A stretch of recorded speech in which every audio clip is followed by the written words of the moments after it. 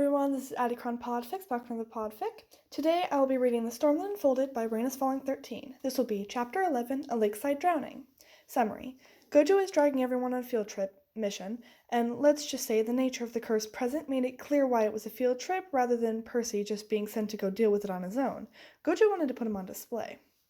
Now, let's get right into it. Gojo was everywhere. Even though he supposedly was always off on business, he somehow seemed to also always be in Percy's business. "Percy!" the white-haired menace sang as he poked his head into the common room. "Absolutely not," Percy responded automatically. "You don't even know what I was going to say." "I never want to know what you're going to say." Gojo ignored him entirely and plopped down on the couch next to him, stretching his legs over Percy's lap like an overgrown cat. Percy immediately shoved him off. "Anyways, I was thinking..." "That's never a good sign." "Since you've been here a while now, how about a little field trip?" Percy immediately narrowed his eyes. "Define little." Gojo grinned, all teeth and with just a dash, read cupload, of mischief. "Yeah, I'm gonna regret this. Where is it?" "Real Kyoto," Gojo said cheerfully. Percy exhaled through his nose. "Why?" "Oh, classic education experience. Take the kids outside, let them breathe some fresh air, expose them to the horrors of reality." What was that last part? Gojo waved a dismissive hand. "Don't worry about it. They're used to it by now." Percy gave him a flat look. "Is this a normal school field trip, or are we about to be attacked by a very specific breed of nightmare?" Percy patted his shoulder. "Percy, Percy, Percy, Percy. Stop saying my name like that." "I promise," Gojo said, holding up two fingers, "that this trip is perfectly safe." "You're lying." "For the most part." "Still lying." "Probably." Percy sighed and ran a hand through his hair. "You're the worst." A new voice cut in. "What's all this about a field trip?" Megumi had entered the room, arms crossed, already looking so done despite only catching the tail end of the conversation. "Oh, Fushiguro-kun, good timing," Gojo said, jumping up and sliding an arm around the teenager's shoulders. "We were just discussing an exciting educational trip." Megumi didn't even hesitate. "I'm not going." "You are going." "No." "Yes," Megumi sighed. "Where is it?" "Rule Kyoto," Percy supplied. Megumi frowned. "Why?" Percy gestured vaguely toward Gojo. "He won't tell me." Gojo gasped. "You make it sound like I'm dragging you into a death trap." Percy and Megumi both stared at him. Gojo huffed. "Fine. If you must know, there's been some minor curse activity reported in the area, and the higher-ups thought it would be a fantastic learning opportunity for you guys." Megumi pinched the bridge of his nose. "So it's not a field trip. It's a mission." "Semantics," Gojo waved him off. Percy rolled his eyes. "You could have just led with that." Percy sighed again, long and suffering. "And let me guess, if I don't go, you're just going to make my life miserable until I agree." Gojo leaned in, smiling way too much. "You do catch on fast." Megumi still looked annoyed, but also resigned. "Who else is going?" "Just the first years," Gojo said, checking his nails. "Oh, and Nanami." Percy perked up slightly. "Nanami's going?" Gojo pouted. "Why do you sound relieved?" "Because I trust him not to let this turn into a complete disaster." Gojo gasped dramatically, clutching his chest. "I cannot believe the betrayal. What's going on?" Nobara demanded as she and Yuji wandered in after following the classmate. She narrowed her eyes at the expression on Gojo's face. "We're going on a field trip," Megumi muttered. She raised an eyebrow. "Field trip or mission disguised as field trip?" "Yes," Percy and Megumi said in unison. Gojo grinned. You guys act like I would ever put you in a dangerous situation." "You put Yuji in a fight with a special grade curse alone," Megumi deadpanned. Nobara crossed her arms. "You literally threw me into a death trap my first week here." "And I let Sukuna take control for a second time because you asked me to," Yuji added, stepping into the room. Gojo sighed dramatically. "Wow, the slander, the absolute lack of faith in your beloved teacher." Percy, not missing a beat, turned to the others. "Nanami's coming too." That got everyone's attention. "Wait, for real?" "Nanami agreed to go." "Nanami was assigned to go," Gojo corrected, waving him off. "Something about ensuring responsible supervision, blah blah, technicalities." Megumi snorted and covered his smirk with a hand. "So, the higher-ups still don't trust you either." Gojo placed a hand over his heart. "I still cannot believe you'd say such a thing." Percy rolled his eyes.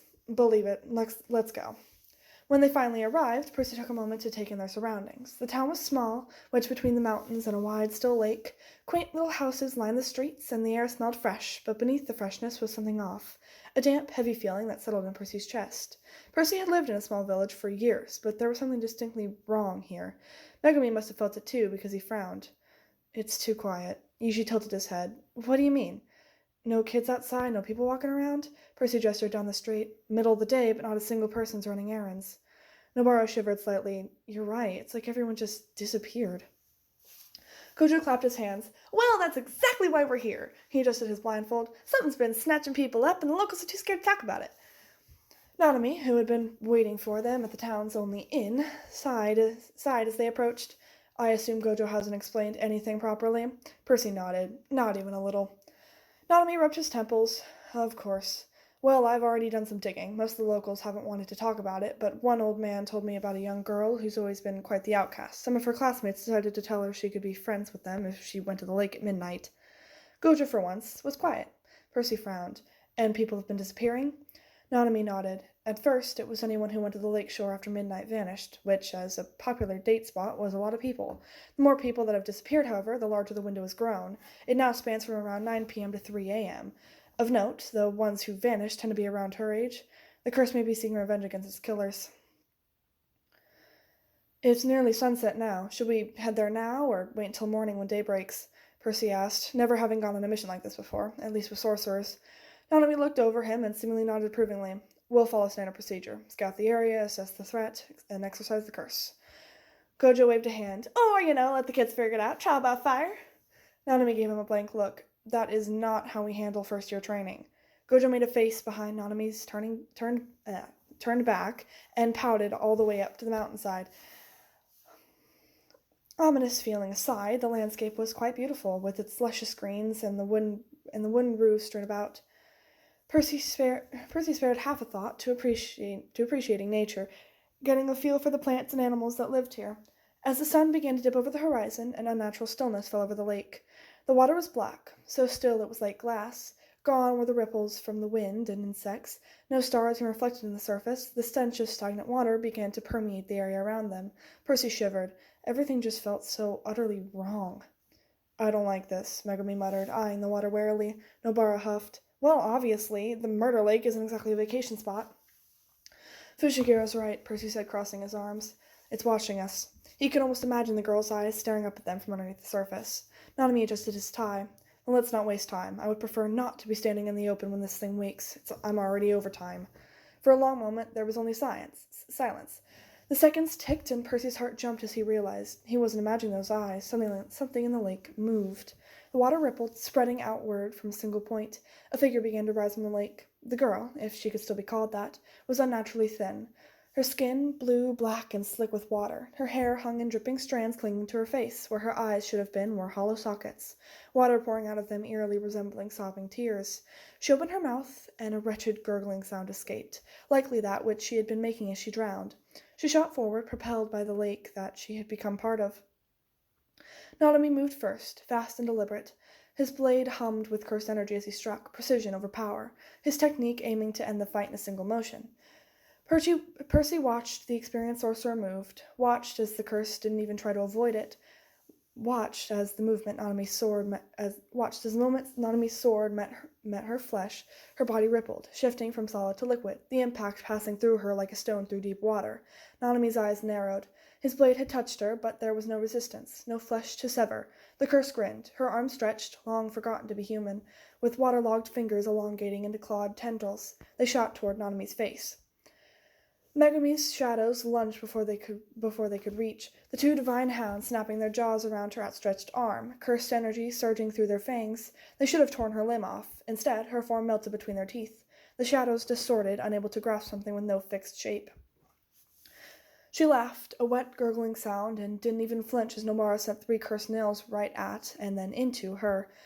They detonated with a crackling burst, the force strong enough to tear through a normal curse. Instead, her body shuddered like disturbed water, absorbing the impact. The cursed energy dispersed harmlessly. She moved, faster than before, and clearly anticipating them now, her torso collapsed into a twisting mass of black water and lurched forward, directly at Yuji. He barely had time to react before she was on him. He swung a fist, cursed energy crackling around it. His sheer strength should have sent her flying, but the moment he made contact, she turned to liquid again. Yuji's fist passed through her, a momentum yanking him forward as he overextended. A tendril lashed out, slamming into his chest, and he was launched back, skidding across the wet earth.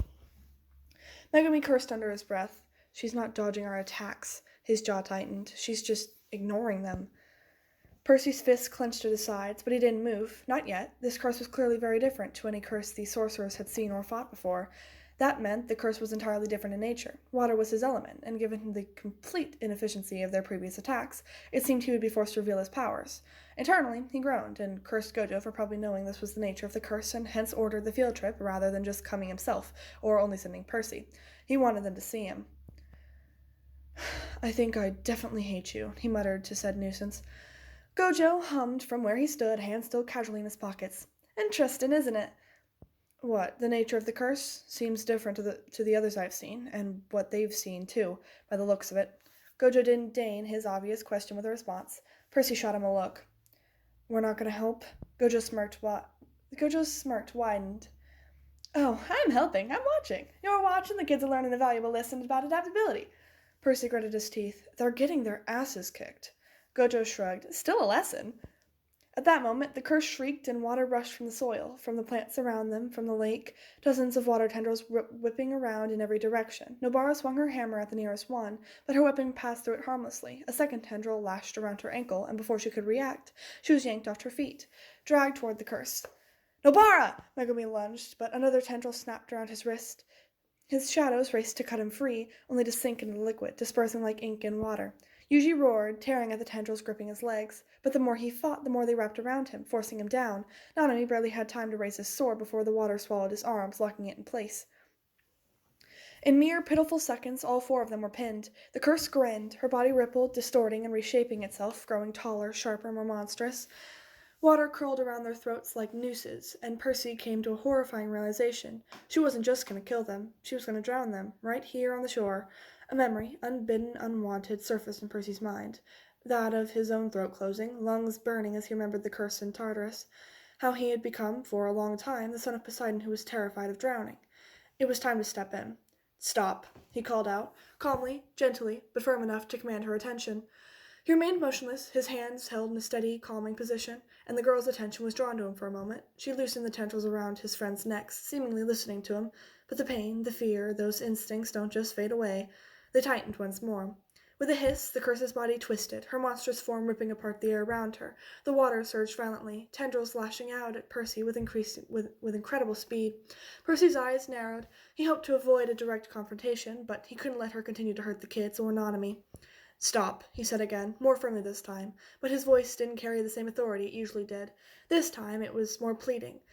But this curse was no longer rational. It was primal, desperate, thrashing for the only freedom it could see. Before he could react, a mass of water shot towards him, tendrils of liquid whipping through the air like serpents. He let one wrap around his wrist and pull him closer towards her. "Percy!" Yuji shouted, struggling to free himself from his own watery restraints. But the curse didn't care. She had found her newest target. But Percy allowed himself to be pulled towards her, taking the opportunity to allow this water to connect them both. With it, he could feel the energy and the water's pull. She's not just angry, Percy realized. She's terrified. She doesn't know where she is, only that she's in hell, drowning day after day in this lake. But that doesn't change the fact that this fight wasn't over. She was still a curse, and she still needed to be exorcised. With a fierce exhale, Percy clenched his fists. Feeling the pulse of water around him, his mind reached out, drawing on his power, not to attack, but to control. The water was his domain, and he would bend it to his will. The water resisted his influence, and she snarled as she seemed to realize that it was him doing this. Her body shifted again, becoming fluid, and the curse howled. Her form raising higher and higher, towering over him like a vengeful spirit, she struck, and Percy barely dodged, his feet skidding on the wet earth. The air around him crackled with the power of the water's fury. He had to end this quickly before she remembered the others were still pinned under her control. A mass of water shot towards him, sharp as a blade, but this time Percy didn't move. Instead, he raised his hands. Palms open, and the lake finally answered. The water froze midair, stopping suspended in time, and for a moment everything was still. Then the girl's form raced forward again, but Percy, now controlling the flow of the water, directed it upwards to the sky, rather than towards him or the others. The water surrounding him grew thicker, colder, heavier, till he could physically feel the weight of her grief, her terror, pulling him down into the lake to join her. But he was connected to the water, too. He would not concede to it. No, he was the one in control. And that's when Percy saw it, the moment of clarity. She had not been in control. She had never been in control. She wasn't just trying to drown him or fight back. She was trying to escape herself. She had been fighting for so long that she didn't know how to stop. She couldn't remember who she had been before the curse, only the last desperate thoughts of escape. "Let me go, please." Percy's expression softened, his gaze steady. You need to fight anymore. Let me help you." His voice was gentle, trying to soothe her, this poor, scared little girl. Her form paused, flickering as though she was unsure, afraid of letting go. Percy reached out a hand, not to attack, but to offer her the same peace he had given himself all those years ago. "I understand now. I know you're scared, but you don't have to keep fighting. Let go." For a moment, the curse hesitated. Her watery form began to shimmer, the aggression slowly fading from her movements. There was no longer any light in her eyes, just deep sorrow. Her body twisted as if she were trying to hold herself together, but the water coaxed by Percy betrayed her, breaking apart as she fought release. A brief, painful silence passed as the girl's monstrous form began to shimmer and falter, her features becoming less sharp, less monstrous. She had always been human underneath all the anguish. Her pain had corrupted her into something unrecognizable, but as Percy had been forced to learn, sometimes the most monstrous are the most desperate to be human, usually because their humanity had been taken from them. Slowly, her eyes met his, no longer filled with rage or terror, but with a sorrowful acceptance. "Please," she whispered, the water vibrating her voice in a frequency he learned later that only he could hear. "I don't want to hurt anyone, but I can't stop. They drowned me. They all did. I just want to live." Percy stepped closer, his heart aching at the raw pain in her words. "I know, but this isn't you anymore. Don't let them take anything more from you. Let it go instead." She shuddered, her form becoming more translucent, more fragile, as if the very fabric of her existence was unraveling. She was finally being released, and then, with a final flicker of sorrow, the curse spoke the words Percy had been waiting for. "Please, help me." Percy nodded gently, and his hands clenched at his sides. The lake rumbled, the water swirling in response, and with a final mournful cry, the curse's form collapsed inward. The girl's soul released from the bind of her watery prison, but she wasn't destroyed, she wasn't erased.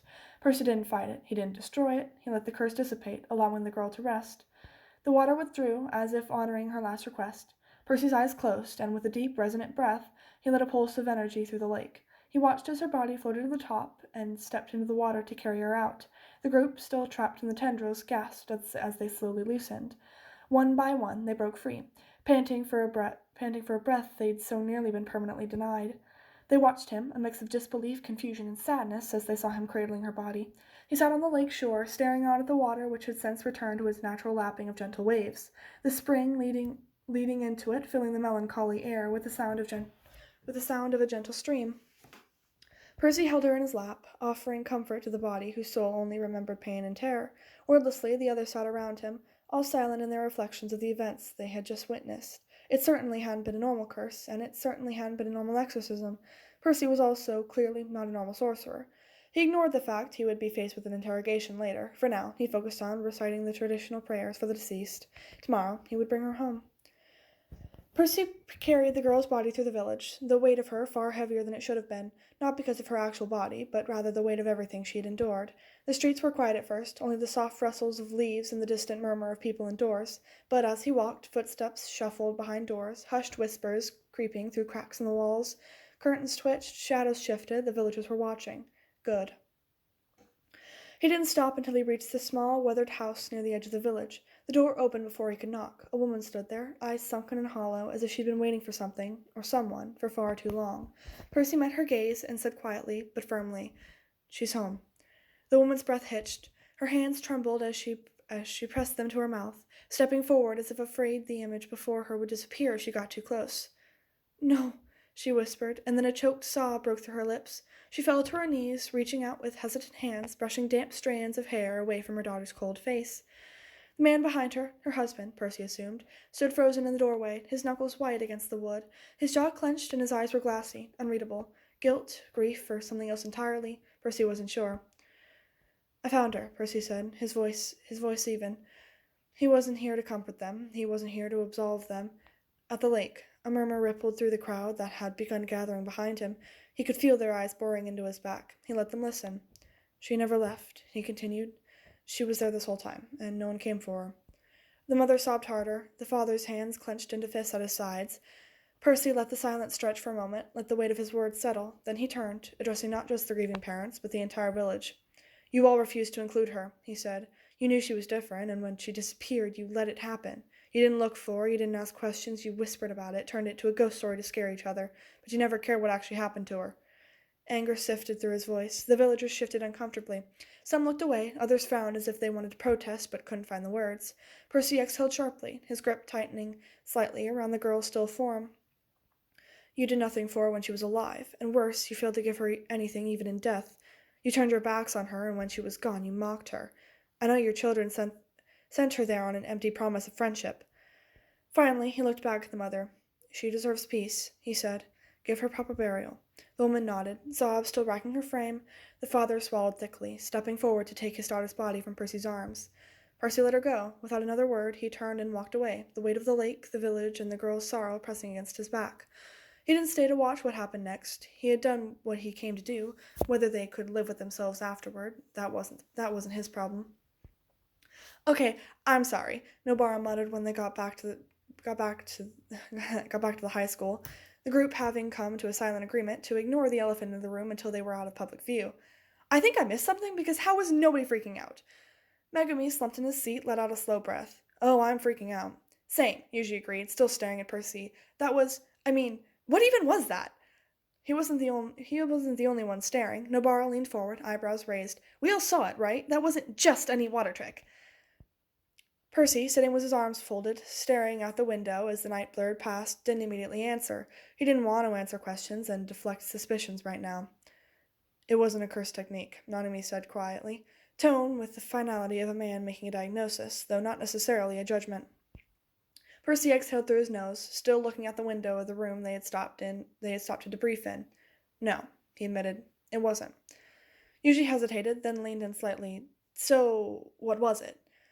I've always had an affinity for water, Percy said, voice careful, measured. He still didn't look at him. Nobara threw her hands up. That is a hell of an understatement, dude. You controlled a lake, you summoned a body from the bottom of the water, you made the curse ask for an exorcism. That's not just an affinity. Nanami studied him. If this ability has always been with you, why wait until now to reveal it? Percy tilted his head slightly, fingers tapping against his arm. Because I didn't need to. Silence. Megumi, who had been quietly watching Percy since they left the village, finally spoke. You moved it like a technique, fluid, controlled, intuitive. But I didn't sense any barrier. No cursed energy spike, no talismans or signs, just nothing. He frowned faintly. That's not normal. Percy's fingers stopped tapping. He exhaled slowly, then finally turned to face them. His expression was unreadable. I guess I'm just experienced. Nanami's brow furrowed. That's not an answer. It's the only one I have, Percy said softly. Nanami didn't press, not yet, but his silence said he wasn't satisfied. Percy wondered how much longer he could hold it off. Gojo, who had been lounging silently in his seat this whole time, finally chuckled, all eyes snapping to him. Gojo grinned, lounging back against the seat like this was the most entertaining thing he'd seen all week. Not every sorcerer needs to explain themselves. Maybe Percy's just special. Nobara rolled her eyes. You're not helping. Gojo made a vague hand gesture. Never claimed I was, he said, grinning. She turned back to Percy. All right, mysterious past, we get it, but how does it work? Is it all water? Can you make it yourself, or just use what's around? Does it tie to curse energy at all? Percy ran a hand through his hair, debating how much to give away. He needed to stay within the realm of what was theoretically possible for a sorcerer, and not give too much away that his still-developing cover story might contradict it later. I can't make it from nothing, he said finally, but I can guide it, call it, shape it. Like a Shikigami? Megumi asked. Percy considered that. More like an extension of myself. Yuji frowned. And it listens to you. Just like that? Percy tilted his head. You don't question when your arm moves when you tell it to, do you? That shut him up for a second. Gojo, who could never resist adding fuel to the fire, added, The Kama clan tried to claim him, by the way. Something about being a long-lost mutant of theirs? All eyes shot back to Percy. If it makes you feel better, Percy said dryly. I told him no. They're still trying. His tone told them exactly how he felt about that. So they didn't train you? Megumi asked. Percy huffed. They only found me when everyone else did. What do you think? The tone of his voice brought a much gentler. Then who did? Then it might have otherwise been asked. Percy hesitated, a flicker of something, pain, maybe, but gone before anyone could pin it down, crossed his face. I figured it out myself, he said. It wasn't a lie, not entirely. Megumi looked at Gojo. And you knew? Gojo shrugged, unconcerned. I knew something. Megumi looked like he wanted to argue, but bit it back. He gave Percy a long, steady look instead. Gojo wiggled his fingers at them. Surprise! Percy resisted the urge to sigh. He found out when we fought. Yuji blinked. You fought, Sensei? Percy shrugged, briefly. Megumi deadpanned. And survived? Percy gave him a small, almost smug smirk. Pinned him in one shot, thank you very much. That didn't help. Everyone looked like they were about to have an aneurysm. Wait, Yuji held up a hand, his brain eventually catching up. If you can do all that, why don't you use it more? Silence stretched between them. Percy's fingers curled against his knee. He met Yushi's gaze, expression unreadable, because I don't need or want to. And that, more than anything else, made them all realize whatever this power was, whatever Percy had been through to learn it, it wasn't a gift. Not to him. It was a burden. And he wasn't about to explain why. And that is the end of chapter 11. So, I will say that when remembering this part of the fic, I remember the fight being longer, but I guess it wasn't. Also, I can't remember if I've ever said this, but the timeline for this fic is not, it's one, not completely linear, and two, it skips some parts here and there, so like, in this part, even though we hadn't met Nanami in the fic until this point, Percy knows him in this chapter, because there was a little bit of time in between where they probably met. So yeah. Anyways, that is all for today. And I have anything else I want to say. Oh, I went on a sushi date with my girlfriend yesterday, and it was so much fun. It was so good. They had this flavored lemonade, and I got the blueberry one, so I had blueberry lemonade, and it was so good. It was so good. Okay. Anyway, I think that's all for today. I hope you all have a good night or day wherever you are, and I will see you next week. Bye!